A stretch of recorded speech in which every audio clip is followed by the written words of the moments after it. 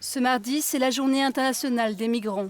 Pour l'occasion, l'organisation onusienne, l'OIM, lance la campagne Migrer dans la dignité, alors que 3400 migrants et réfugiés ont trouvé la mort en 2018 et que les objectifs non contraignants du pacte mondial sur la migration sont décriés par plusieurs gouvernements européens.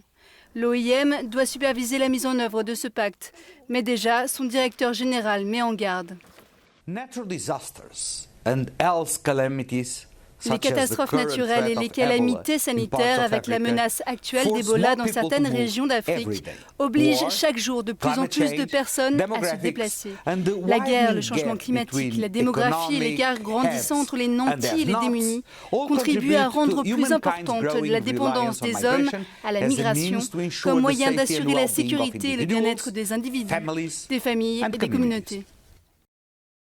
On compte 258 millions de migrants dans le monde, soit 3,4% de la population. Près de 40 millions sont des enfants et des étudiants. Ils se déplacent majoritairement en Asie, en Afrique et en Amérique du Sud, avec seulement un tiers vivant en Europe. La directrice de la plateforme pour la coopération internationale sur les sans-papiers revient sur le statut des migrants irréguliers. Les migrants qui se retrouvent sans papier plusieurs fois ne le font pas de leur propre initiative. Par exemple, les femmes qui sont liées à un conjoint ou un employeur peuvent être victimes de violences fondées sur le genre et perdre leur statut.